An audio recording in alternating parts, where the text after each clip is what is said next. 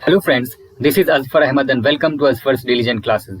जैसा कि आप सभी लोगों को पता है कि मैंने एनसीईआरटी की सीरीज शुरू की है, उसी सीरीज को हम लोग आज भी कंटिन्यू करेंगे।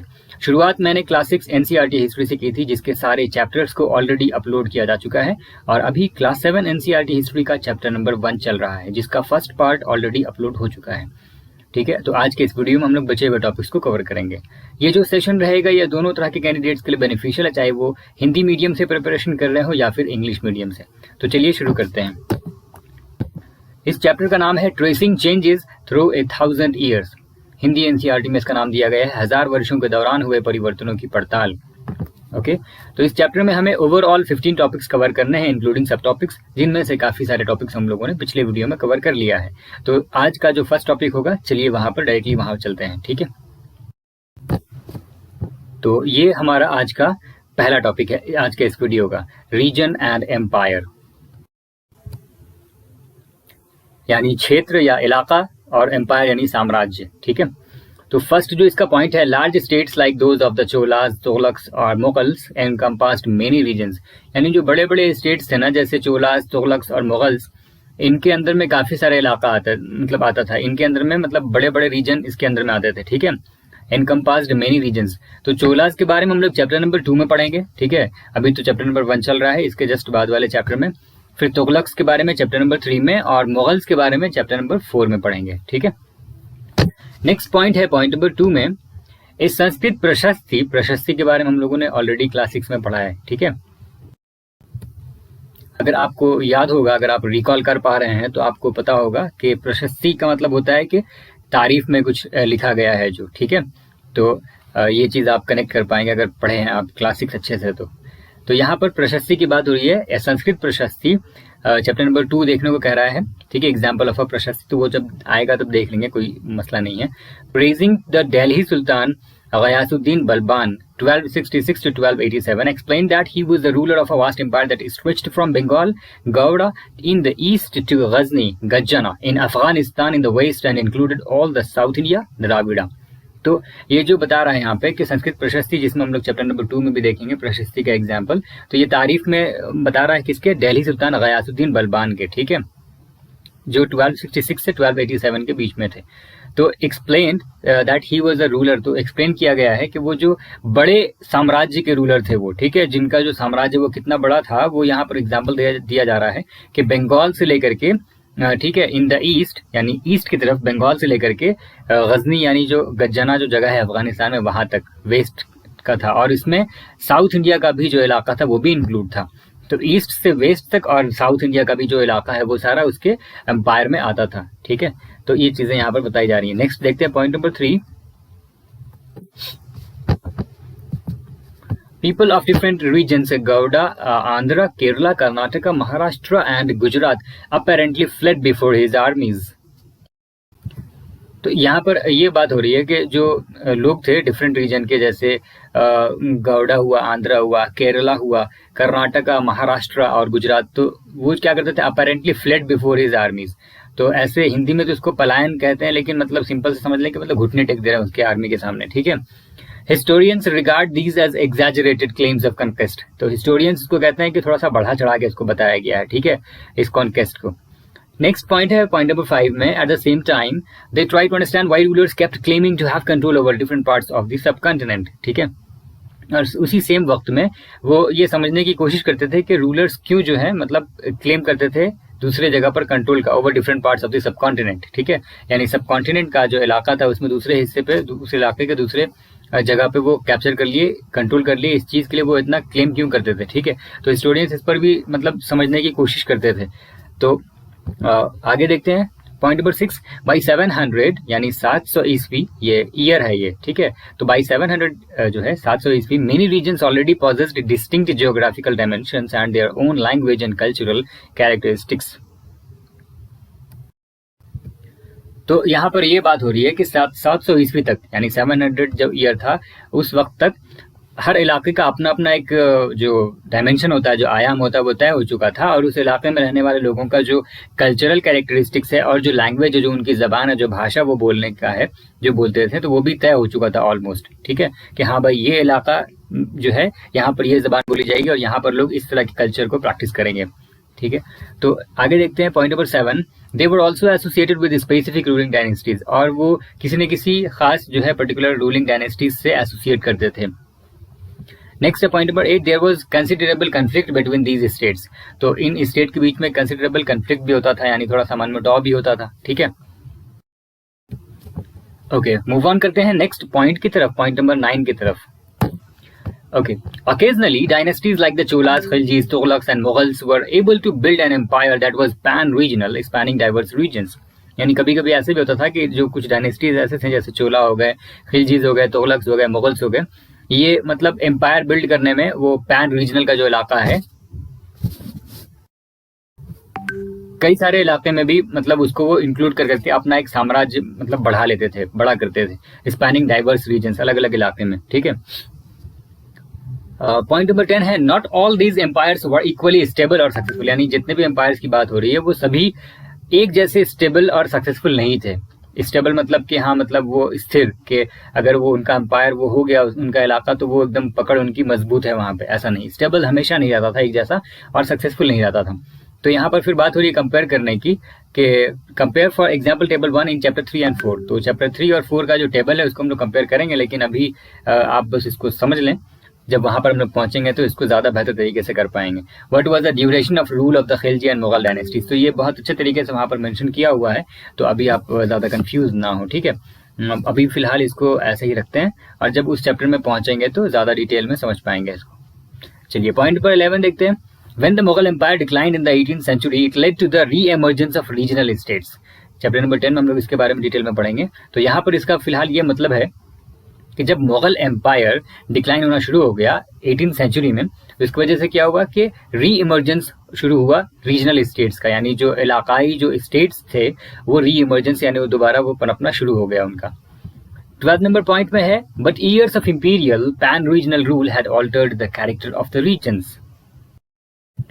तो यहाँ पर एक चीज ये बताई जा रही है कि काफी सालों तक वहां पर पैन रीजनल रूल रहा है, ठीक है, उस जगह पर, तो उस जगह का जो है थोड़ा सा कैरेक्टर, थोड़ा सा खासियत जो है वो चेंज हो चुका है, जिस जगह पे किसी दूसरे की हुकूमत थी, ठीक है।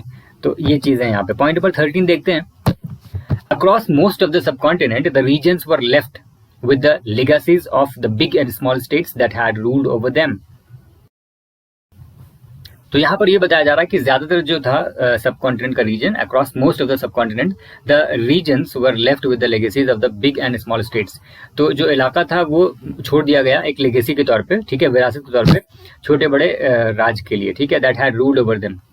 नेक्स्ट है point number 14, this was apparent in the emergence of many distinct and shared traditions in the realms of governance, the management of the economy, elite cultures and language. तो यहाँ पर पॉइंट नंबर 14 में ये बताया जा रहा है कि इस तरह की जो बात है ना, इसका पता हमें कई तरह के ट्रेडिशंस लगता है जो उस इलाके में उभरी थी, ठीक है, इमरजेंस का मतलब जो उभरी थी वहां पे। और फिर आगे बताया जा रहा है कि इन ट्रेडिशंस में से कुछ तो ऐसी थी ना जो एक दूसरे की जैसी थी, और कुछ थोड़ी सी मुख्तलिफ थी एक दूसरे से। Then in the realms of governance, the management of the economy, elite cultures and language. तो इसमें फिर है कि इन ट्रेडिशंस में कुछ जो हैं ऐसी ट्रेडिशंस जो हैं हमें रियल्म्स ऑफ गवर्नेंस यानी प्रशासन कह सकते हैं, मैनेजमेंट ऑफ द इकोनॉमी यानी अर्थव्यवस्था के प्रबंधन, एलीट कल्चर्स यानी जो कह सकते हैं कि ऊंची संस्कृति, एंड लैंग्वेज, तो इस तरह के भाषा के संदर्भ में मिलती है हमें, ठीक है। तो पॉइंट नंबर 15 देखते हैं। Through the 1000 years between 700 and 1750 the character of the different regions did not grow in isolation. तो ये जो पॉइंट है ये अगले वाले पॉइंट से कनेक्ट है बिल्कुल, ठीक है, कि यहाँ पर ये बात हो रही है कि 1000 ईयर्स से जो चेंजेस हो रहे हैं लगभग 700-1750 तक, तो उनका जो किरदार, जो कैरेक्टर है, उनकी जो खासियत है वो बिल्कुल मतलब ऐसा नहीं कि बिल्कुल अकेले वो ग्रो किया था। आइसोलेशन हम लोग वर्ड यूज करते हैं, जैसे अभी एक बात मैं आपको बताऊं, कभी जब भी मतलब 2 साल पहले की बात है, 2 साल हो गया है, हाँ 2 साल हो गया ऑलमोस्ट, कि जो कोविड चल रहा था, कोविड-19, तो उसमें जिसको भी कोविड होता था तो वो कोविड होने की वजह से उसको आइसोलेट किया जाता था कि उसको अकेले रखना है, तो मतलब किनारे बिल्कुल, ठीक है, किसी से कांटेक्ट में नहीं। तो ये यहाँ पर बता रहा है कि through the 1000 years between 700 and 1750 the character of the different regions did not grow in isolation. यानी मुख्तलिफ रीजन, जब मुख्तलिफ इलाका का जो कैरेक्टर है वो अकेले या आइसोलेशन में नहीं बढ़ा आगे, ठीक है। These regions felt the impact of larger pan regional forces of integration without ever quite losing their distinctiveness.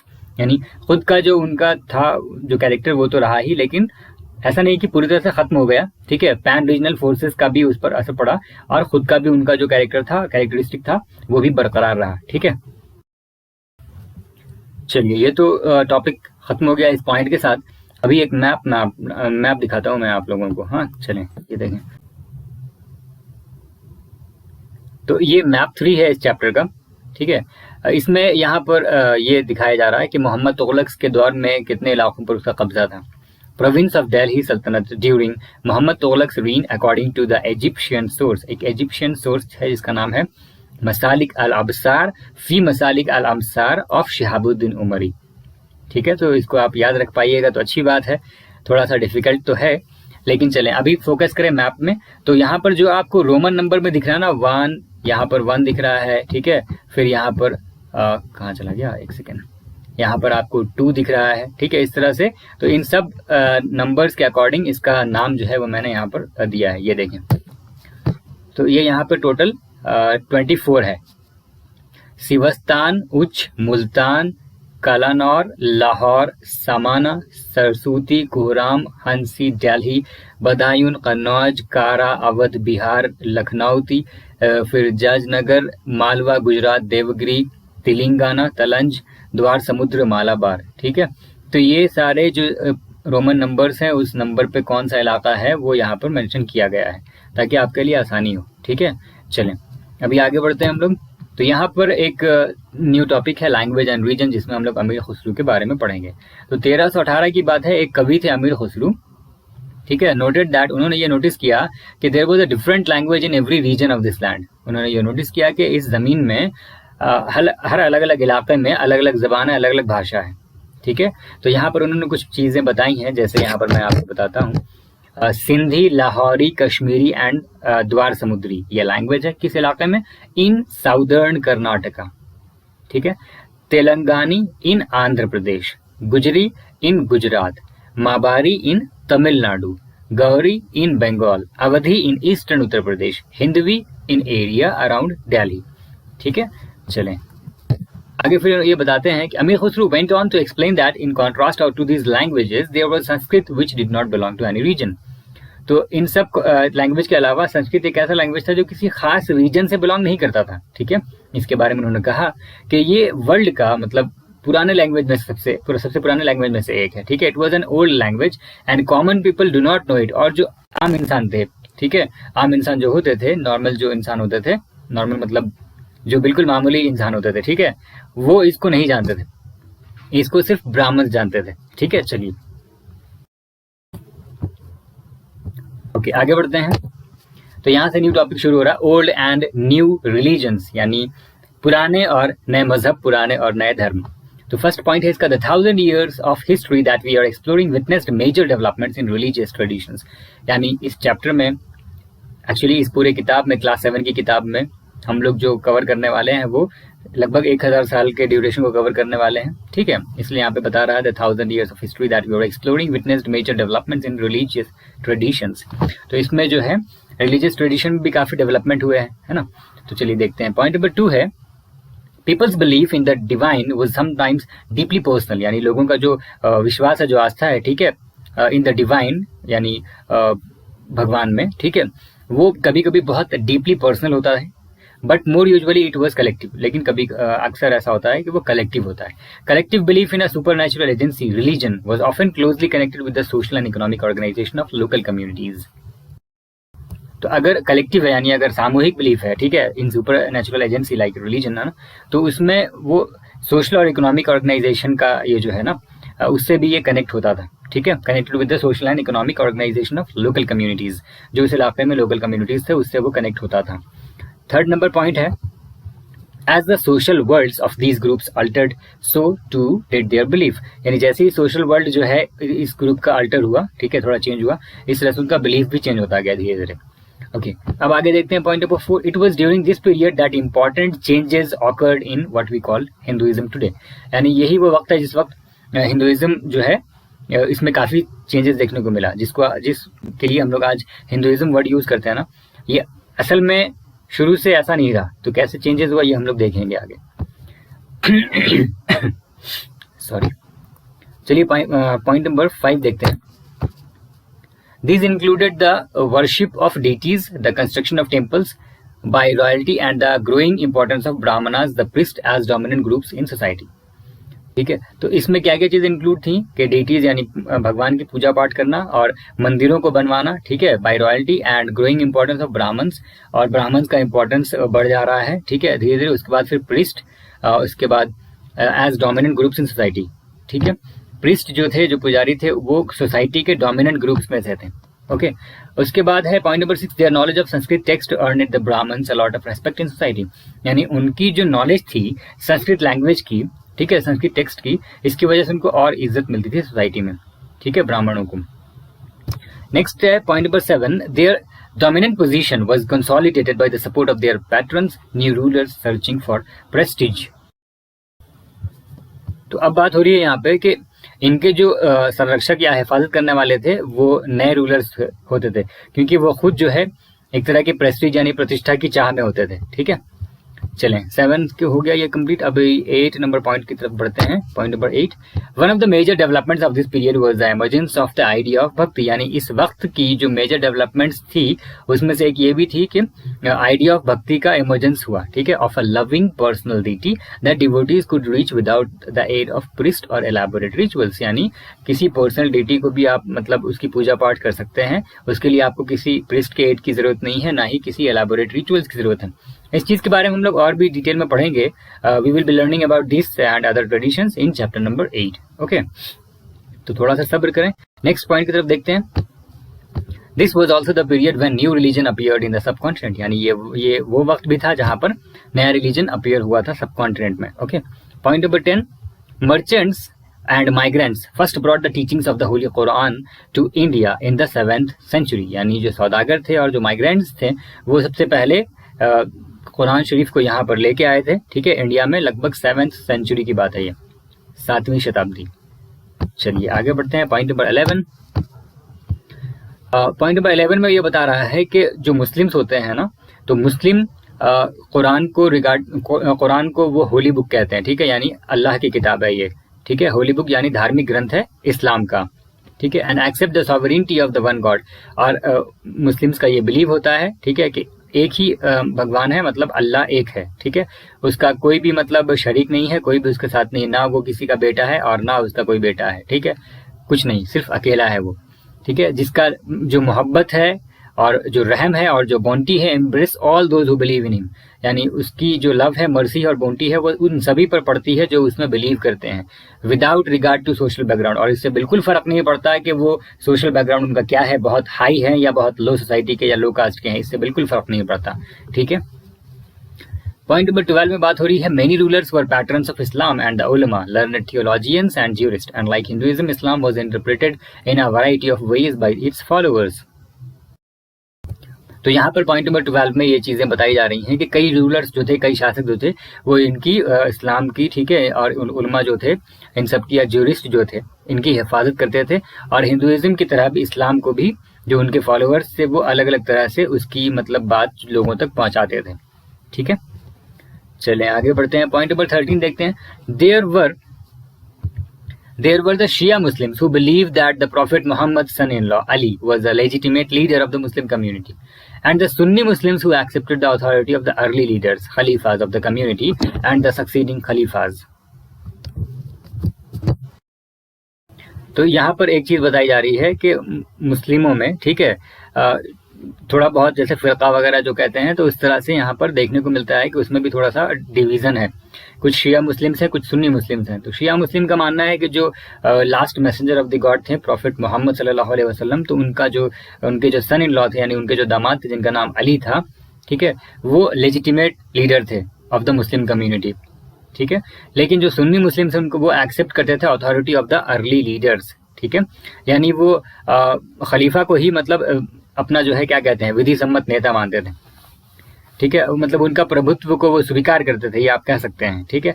तो खलीफा का मतलब होता है, खलीफा का मतलब ये होता है कि जो किसी मजहब का जो है वो लीडरशिप करे, ठीक है, उसको वो लेके आगे बढ़े। तो इस चीज में थोड़ा सा फर्क देखने को मिलता है शिया मुस्लिम्स में और सुन्नी मुस्लिम्स में, ठीक है। चलिए आगे बढ़ते हैं। Point number 14, there were other important differences between the various schools of law, Hanafi and Shafi, mainly in India, and in theology and mystic traditions. तो आगे इसमें बात हो रही है कि कई सारे स्कूल्स जो हैं, यानी कई सारे जो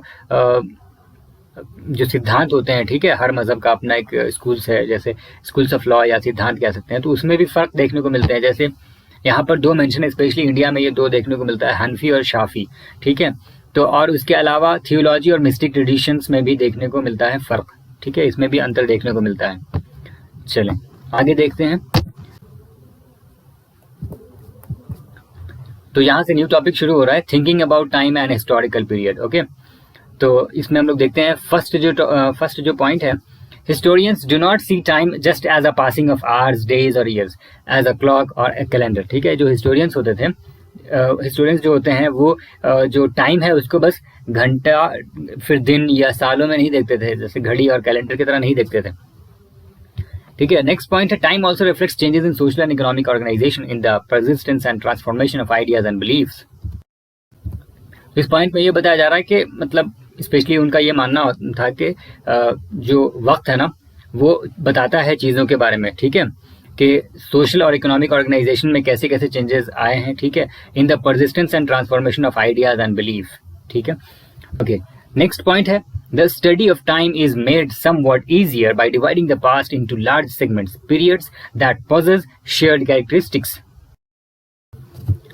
ओके, तो यहाँ पर ये बता रहा है कि अगर जो पास्ट है, जो हमारा अतीत, अगर उसको कुछ कुछ जो है बड़े बड़े हिस्सों में, युगों में या फिर कालों में बांट दें तो उनकी जो स्टडी है ना वो आसान हो जाएगी, ठीक है। The study of time is made somewhat easier by dividing the past into large segments, periods that possess shared characteristics, ठीक है, यानी एक जैसे कैरेक्टरिस्टिक्स वाले जो काल होते हैं तो बड़े बड़े जो थे उनको छोटे छोटे टुकड़ों में बांट दिया जाए तो आसानी होगी स्टडी में। नेक्स्ट है point number 4, in the middle of the 19th century British historians divided the history. अच्छा, ये बड़ी मस्त चीज यहाँ पर दी हुई है, ठीक है। हिस्ट्री में जैसे हम लोग तो ये समझते हैं कि हिस्ट्री 3 तरह की होती है, जैसे एंशियंट, मेडिएवल और मॉडर्न, ठीक है। 19th सेंचुरी में क्या हुआ था कि ब्रिटिश हिस्टोरियंस ने क्या डिवाइड किया था हिस्ट्री को, इंडिया की हिस्ट्री को, हिंदू, मुस्लिम, ब्रिटिश, यानी पहले हिंदुओं का शासन था, फिर मुस्लिमों का शासन था, उसके बाद फिर ब्रिटिश का। तो इस तरह से उन्होंने इसको डिवाइड किया था, ठीक है। चलिए आगे बढ़ते हैं। Point number 5, this division was based on the idea that the religion of rulers was the only important historical change and that there were no other significant developments in the economy, society or culture. तो इस division का main उनका मतलब justification ये था कि religion ही जो है हुक्मरान का वो बहुत अहमियत रखता था, क्योंकि जैसा हुक्मरान है जो उस तरह का उसका जो रिलीजन जो फॉलो कर रहा है उसकी वजह से मतलब सोसाइटी में या इकोनॉमी में या कल्चर में चेंजेस देखने को मिलते हैं, ठीक है। And that were no longer significant developments in the economy, society और culture. फिर है आगे, such a division also ignored the rich diversity of the subcontinent। और इस तरह का डिवीजन जो किया गया ब्रिटिश हिस्टोरियंस के जरिए तो हमारे सब कॉन्टिनेंट के रिच डाइवर्सिटी को इग्नोर किया गया, ठीक है। आगे बात हो रही है, few historians follow this periodization today. Most look to economic and social factors to characterize the major elements of different moments of the past। तो कुछ हिस्टोरियंस ऐसे हैं जो इस periodization को एक्सेप्ट करते हैं, मतलब फॉलो करते हैं। ज्यादातर जो है वो इकोनॉमिक एंड सोशल फैक्टर्स को देखते हैं to characterise the major elements, यानी मेजर एलिमेंट्स को वो कैरेक्टराइज कर सकें different moments of the past, जो पास्ट के डिफरेंट मोमेंट्स हैं उनको। फिर है point number 8, the histories you read last year included a wide range of early societies, hunter gatherers. तो यहाँ पर इस पॉइंट में ये बात हो रही है कि जैसा हम लोगों ने चैप्टर नंबर मतलब इस क्लास 6 में जो हम लोगों ने पढ़ा है हिस्ट्री में, तो उसमें अर्ली सोसाइटीज का जिक्र है, काफी सारी चीजें उसमें इंक्लूड हैं, जैसे Hunter gatherers, early farmers, people living in towns and villages and early empires and kingdoms, ठीक है। ये सारी चीजों के बारे में हम लोगों ने पढ़ा है ऑलरेडी क्लास 6 में। चलिए आगे बढ़ते हैं। Point number 9, the histories you will be studying this year are often described as medieval। यानी इस क्लास में हम लोग जो पढ़ेंगे, ठीक है, तो दिस ईयर का मतलब कि ये जो क्लास 7 चल रहा है, ओके, तो ये हम लोग इसको ये डिस्क्राइब करते हैं मेडिएवल के तौर पे। तो एंशियंट, मेडिएवल, मॉडर्न, तो इस तरह से ये मेडिएवल के कैटेगरी में है, ओके। नेक्स्ट पॉइंट है point number 10, You will find out more about the spread of peasant societies, the rise of regional and imperial state formations, sometimes at the cost of pastoral and forest people, the development of Hinduism and Islam as major religions, and the arrival of European trading companies. तो point number 10 में यहाँ पर ये बताया जा रहा है कि इसमें आपको जो है कृषक समाजों के विस्तार, ठीक है, you will find out more about the spread of peasant societies, then the rise of regional and imperial state formations, ठीक है, यानी क्षेत्रीय और साम्राज्यिक जो राज थे उनका उदय, कभी कभी तो जो है ग्रामवासी जो थे और वनवासी उनके कीमत पर। फिर इसमें जो है मेजर रिलीजन्स के तौर पे अगर बात करें, यानी प्रधान धर्मों के रूप में देखा जाए तो हिंदू धर्म और इस्लाम धर्म के जो उनका डेवलपमेंट था, और इसके साथ साथ arrival of European trading companies, यानी यूरोप से व्यापारी कंपनियों का जो आने का था, यहाँ पे आने का हुआ उस वक्त, उसके बारे में और डिटेल में हमें जानकारी मिलेगी, ठीक है। इस तरह से आगे बढ़ते हैं। फिर पॉइंट नंबर 11 देखते हैं। This 1000 years of Indian history witnessed considerable change. After all the 16th and 18th centuries were quite different from the 8th और द 11th। ओके, तो यहाँ पर फिर ये बताया जा रहा है, यहाँ पर ये बताया जा रहा है कि जो इंडिया का जो हिस्ट्री रहा ना, जो माजी रहा है, जो इतिहास रहा है, इसके ये 1000 साल जो थे वो कई तरह के मतलब बदलावों को उन्होंने देखा है, ठीक है। विटनेस का मतलब वो गवाह है, ठीक है, साक्षी है। Witnessed considerable change sorry after all the 16th and 18th century। Okay, तो फिर आगे बताया जा रहा है कि आखिर 16वीं और 18वीं सदियां जो हैं, शताब्दियां 8वीं और 11वीं शताब्दियों से काफ़ी मुख्तलिफ थी, काफ़ी अलग थी, ठीक है, were quite different from the 8th और द 11th। क्लियर है? चलिए आगे बढ़ते हैं।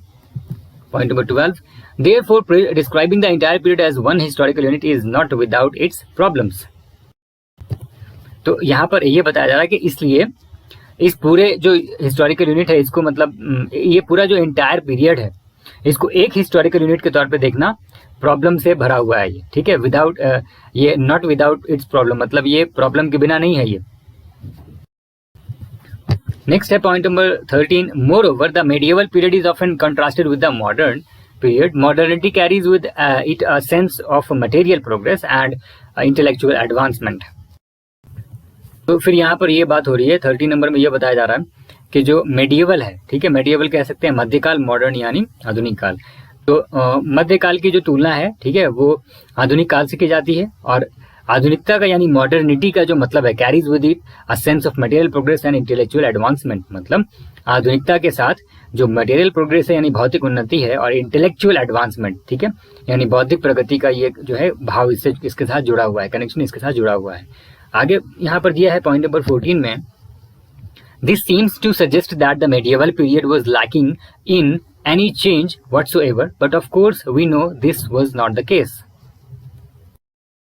तो यहाँ पर ये बताया जा रहा है कि इससे ऐसा लगता है, मतलब ये सजेस्ट ऐसा करता है कि medieval period was lacking in any change whatsoever, मतलब इसमें किसी भी तरह का चेंज या परिवर्तन हुआ ही नहीं है, लेकिन but of course we know that this was not the case, लेकिन हमें यह मालूम है कि ये मतलब सही नहीं है, ऐसा नहीं था, चेंजेस तो उस वक्त भी हुए थे ना।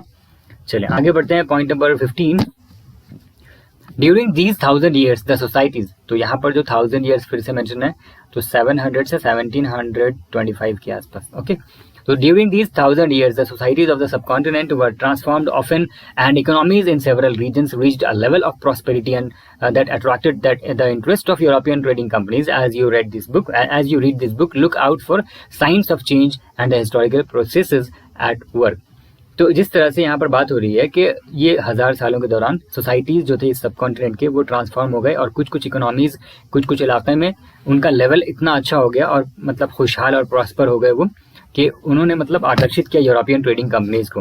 Okay, as you read this book, तो जैसे हम लोग इस किताब को आगे पढ़ेंगे तो हम लोगों को साइंस पर तो गौर फिक्र करना है, ध्यान देते रहना है, and the science of change and the historical processes at work. Okay, चलिए पॉइंट नंबर 16 देखते हैं। Also, whenever you can compare what you read in this book with what you read last year. तो जब भी मतलब मौका मिले, जब भी मुमकिन हो, तो जो भी चीज़ें आप इस बुक में पढ़ रहे हैं उसको आप कंपेयर करें लास्ट ईयर वाली बुक से, यानी क्लास 6 वाली बुक से। ओके, तो आपको बुक के पास तो नहीं जाना, आप चाहे तो मतलब यूट्यूब में ही आकर के चेक कर सकते हैं, कोई प्रॉब्लम नहीं। ओके, पॉइंट नंबर 17 है, look out for changes and continuities wherever you can, and look at the world around you to see what else has changed or remain the same. तो आपको किस किस चीज़ों के बारे में देखना है कि क्या क्या चेंजेस हुए हैं, और क्या क्या चीज़ें कंटिन्यू हैं अभी भी, and look at the world around you to see what else has changed and remain the same. और हमारे आसपास के दुनिया को देखना है कि मतलब हमारे आसपास की जो जगह है उसको देखना है कि उसमें क्या क्या चीज़ें चेंज हो गई हैं, तब्दीली आई है, बदलाव हुए हैं, और कौन कौन सी चीज़ बिल्कुल सेम है। ठीक है, चलिए आगे बढ़ते हैं। ओके, तो ये यहाँ से तो फिर चैप्टर ही फिनिश हो गया। चलें, अच्छी बात है। तो class 7 NCERT history chapter number 1 tracing changes through 1000 years, ये हम लोगों ने फिनिश कर लिया। ठीक है, ओके, मिलते हैं फिर क्लास 7 एनसीईआरटी हिस्ट्री के चैप्टर नंबर 2 के साथ। ओके, तब तक आप अपना ध्यान रखें, अपनी फैमिली का ध्यान रखें और खूब अच्छी तरह से मन लगा करके पढ़ाई करें। ओके, चलें, बाय बाय, थैंक यू, जय हिंद।